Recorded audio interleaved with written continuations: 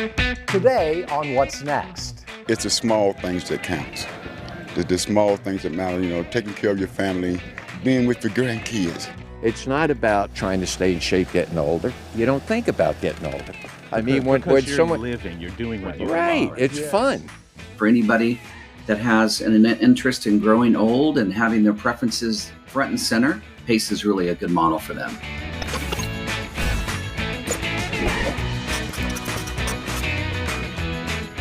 Hello and welcome to Growing Boulder's What's Next. And of course, we do believe in living in the moment because it's all we have, the here and the now.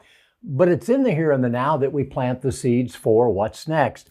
It's the choices we make every day that lay the foundation for what's next. We all face countless opportunities every day to either lean forward or to step back, to seize opportunity or to embrace limitation. Thanks for being here and for being part of our Growing Boulder community, which consists of people of all ages. We exist to inspire, encourage, and support one another. And we do it every day on our social media platforms, in person at our live events, and in the stories that we cover. One community that we love because it's built on encouraging and supporting one another in creating an active, happy, and healthy What's Next is the National Senior Games. It's the community that helped Willie Sproul find a what's next when he thought there was none. Willie Sproul is in his mid-60s and happier than ever. He's running fast and feeling fine. I'm relaxed. I'm able to take care of my home, my finances, and just go when I want to. And I just want to go down to the Oval Office. Wherever it may be. That's every week I'm on somewhere. There's somebody's track meet to support the masters and the seniors. The track is what Willie calls his Oval Office. It's his passion and his purpose. It's where he found himself and the community that inspires him to keep going. The reason I'm out here, because while in the Army, I cracked my spine, my pelvis, jumping out of aircraft. And I got to the place I couldn't run one step. I was on all these narcotics, walking with the cane, and couldn't think clearly. Threw the cane down. Almost committed suicide during that time. At his lowest point, ready to give up on life, he found track and field. I saw a flyer that says the Senior Games, and it sparked something in me, and I say, I can run again. So I started walking for 2 weeks. The games were in 3 weeks. And so in that third week, I ran the 50, 100, and 200, and I won all three. And I've been running since, and I won't give up. Let me ask you a personal question, Yes, if I sir. may. I've never seen anybody ask you, what the heck is the toothpick about? I've never seen you without a toothpick in your mouth. That's true. The toothpick started in 1976, playing baseball. I put the toothpick in my mouth and I felt real relaxed, and I've been having toothpicks in my mouth every day since. It has made me very comfortable. I run with it. It only fell out once. It just makes me comfortable. It's just like, don't want to say nothing bad, but to me, it's just, without the toothpick, it's just like me leaving my drawers off. It just makes me comfortable. The same thing with my hat and glasses. It's become kind of a brand. I mean, when I see you, when I see a photo of you, when I see you running, the first thing I look for It's a toothpick. is a toothpick. And I appreciate that. I am thankful and humbled to be known all over the world for this toothpick. Because that's what most people know me by. They see me without a toothpick, they think something's wrong, and something may be wrong. These days, there is little wrong in Willie's life. He still has plenty of aches and pains, but he's learned life's biggest lesson. I learned that it's the small things that count. The small things that matter, taking care of your family, enjoying the small things. Yeah, everybody wants cars and houses and all that. We want awards, but it's those little small things, being with your grandkids, spend a little quality time with them, going to the circus, little stuff like that. Those are small things that I enjoy, going to somebody's house, sitting back at the pool, with a cold glass of lemonade. Willie Sproul represents the best of what Masters Track and Field is all about: the resilience, the passion and determination, the individuality, and the camaraderie. If you ask anybody here, just tell me about Willie Sproul, they're going to say, Willie, hands down, is probably one of our best ambassadors for Masters Track and Field. One of the nicest people you can meet. Very giving, very caring. what do you think about that? I think they got it on point. They right about on point there. They about on point, and but I'm very humble. I'm thankful for everything, and I try to respect everyone, regardless of race, color, creed, or whatever, all that nonsense. But I try to respect everyone and treat everyone fairly, and just enjoy the games and just tell them you love them, pat them on the back every now and then, even my fierce competitors. Yes, sir. Yeah. Nice. What an interesting guy. There is so much we can learn from Willie, including the power of rituals, which is what a toothpick has become for Willie. Not unlike Tiger Woods wearing red on Sunday, or teams growing playoff beards, or maybe even Rafael Nadal lining up all of his water bottles with the labels facing the baseline. Psychologists tell us that rituals help reduce anxiety, manage our nerves, and help us focus on the skills that we've worked so hard to develop. It would be difficult to find a world-class athlete anywhere who doesn't have rituals before they compete. But the ritual that not only turned Willie's life around, but literally saved his life, was Masters Track and Field. And not the events themselves, but the community rituals of encouragement, support, and friendship. That's the power of community, especially around shared interest. And it doesn't really matter what that interest is. If you're into collecting spoons, join a group of spoon collectors, and that will give you the benefits of community, friendship, support, and inspiration. It's been proven that community is immunity, that making social connections are just as important to healthy aging as our diet and exercise. And if you belong to a community whose focus is physical activity, well, so much the better. Find a jogging group or a walking group in your area. Join an adult basketball, softball, or bowling league, or take a beginner's class in yoga, tai chi, swimming, or pickleball. If you find an activity, you will discover a community.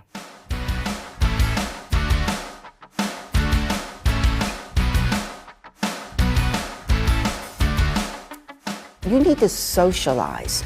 You need to get out and be active. Welcome back to What's Next as we continue celebrating the many life-enhancing benefits of having a supportive community around us. Growing Boulder is proud to partner with the International Council on Active Aging and with Humana to support Active Aging Week. It's an annual week created by the ICAA to inspire the kind of lifestyle change year-round that can lead to happier and healthier lives. The ICAA focuses on 7 dimensions of wellness, all of which are key to longevity: physical, emotional, spiritual, intellectual, environmental, professional, and last but not least, social wellness. Social engagement can change your life. These guys, all in their 70s, travel from New Jersey to Florida just to have fun. Because of that, they don't even realize how much they're doing for their health and well-being. We don't go to the gym. I don't go to the gym. It's not about trying to stay in shape getting older. You don't think about getting older. I mean, when someone living, you're doing what you right, love. it's fun.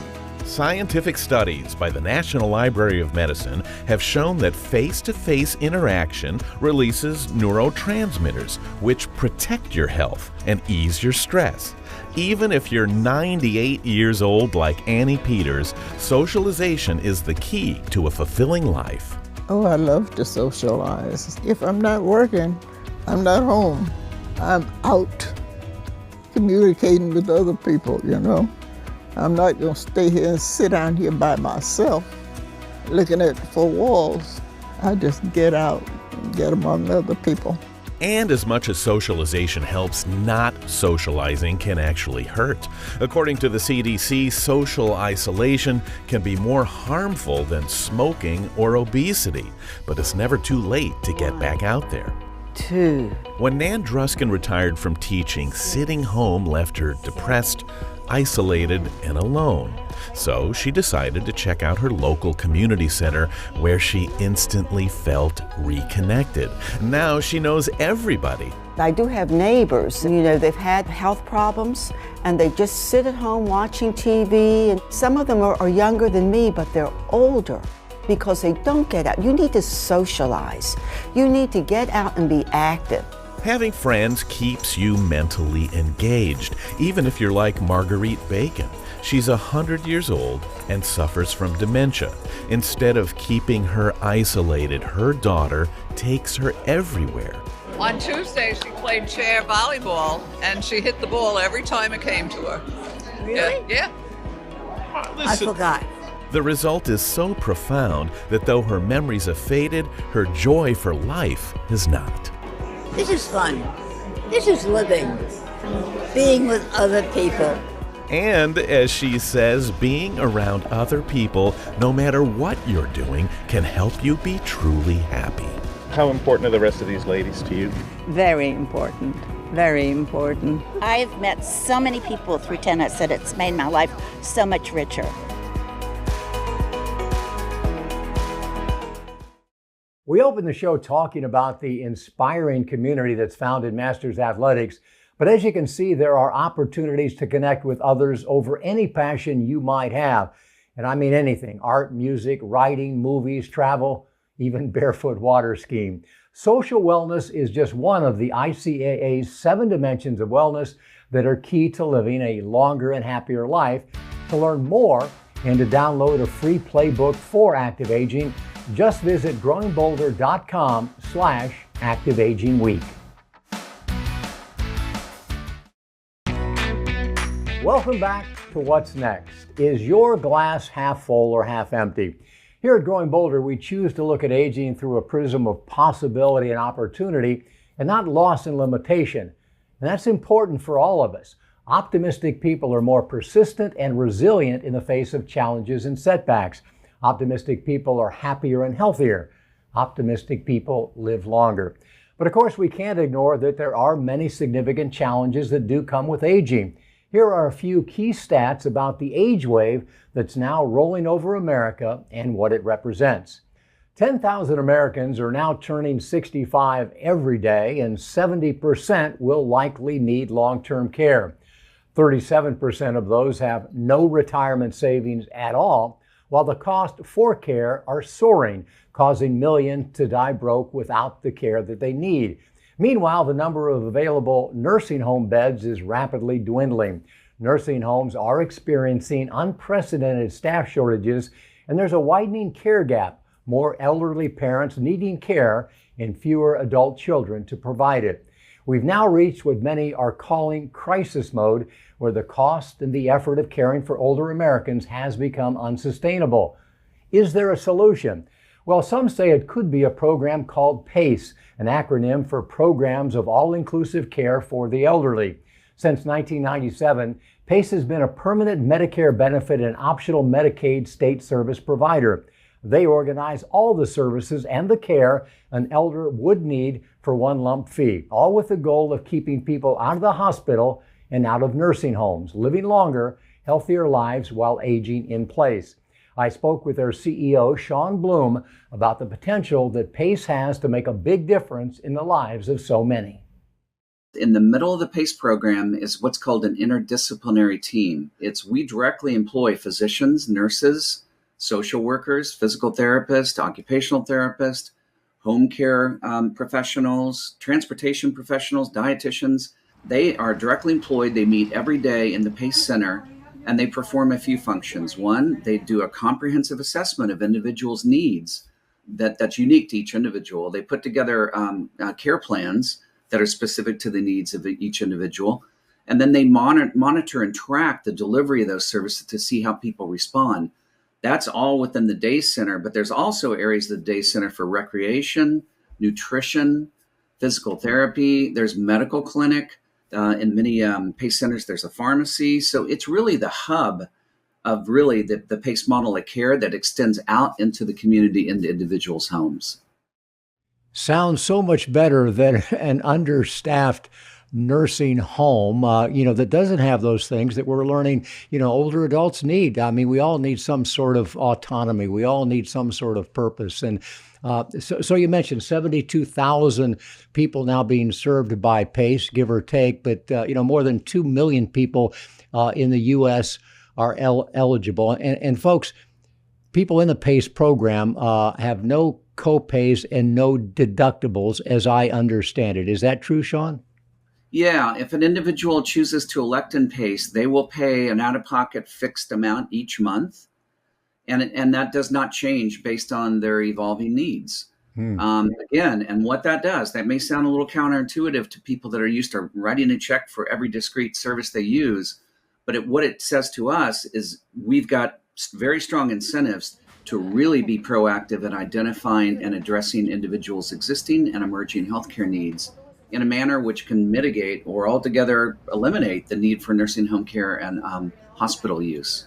And one thing I would like to leave the audience as kind of an example of our philosophy is we actually, the individuals we serve in PACE, we refer to as participants.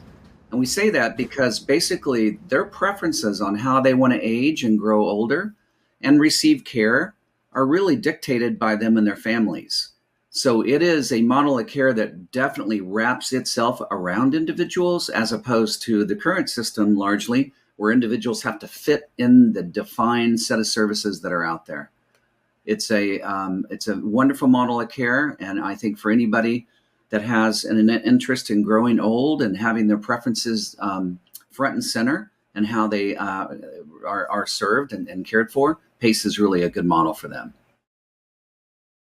PACE is part of a relatively new model that's designed to eliminate the widespread inefficiencies in our healthcare system and to provide care in the place that most of us want it, in our own home. You can learn more about PACE by going to their website, which is npaonline.org, and using their PACE Finder by typing in your zip code to find a program nearby. When it comes to healthcare, the most powerful medicine of all is social connection, which is why we're talking about the power and the importance of community today. Which brings us to today's bold social clip. Here's 15-time New York Times best-selling author and internationally recognized expert on functional medicine, Dr. Mark Hyman.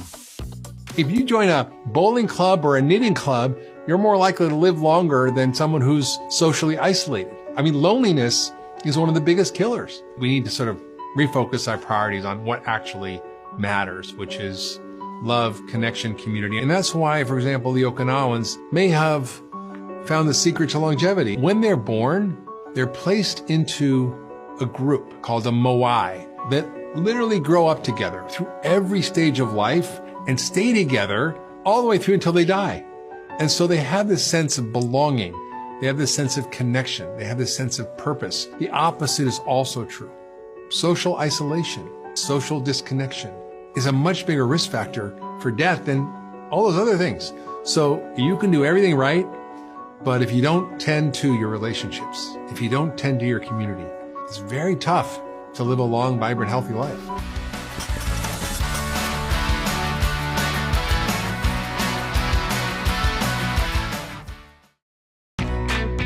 Welcome back to What's Next. We want you to become part of our Growing Bolder community. You can watch our entire library of inspirational, life-changing stories with a free account at watch.growingbolder.com. And be sure to join our more than 1.1 million followers on Facebook so you can interact with and meet other members of our community. This week, we ask you to tell us about a friendship that changed your life. So show your friends some love and chime in on our Facebook page right now with your story. I've been fortunate to have several friends at different times, but one that has had great impact on the Growing Bolder part of my life is my late friend and colleague, Wendy Chioji. I worked with Wendy for nearly 30 years at 2 television stations and then here at Growing Bolder. Her personal mantra was defy, and while we talk about Growing Bolder in terms of defying stereotypes, to her, Growing Bolder was nothing short of defying an incurable cancer diagnosis, which she did for 10 years. And during those 10 years, she competed in Ironman triathlons, she traveled the world, she climbed mountains, and she helped raise millions for cancer research. She cherished her friends, she made new friends, and she inspired everyone around her to defy whatever challenges they might be facing. In the last interview that I did with Wendy, she said, quote, "I have zero regrets because I've learned to say yes. You never know what's out there unless you put yourself in it. So my advice is to take calculated risk. Say yes. Try to be great every day because it might just be your last day." Well, another day, another year, another opportunity for what's next is a blessing that Wendy no longer has, but we do. And her question to all of us was, what are we going to do about it? We'll see you next time. Until then, say yes.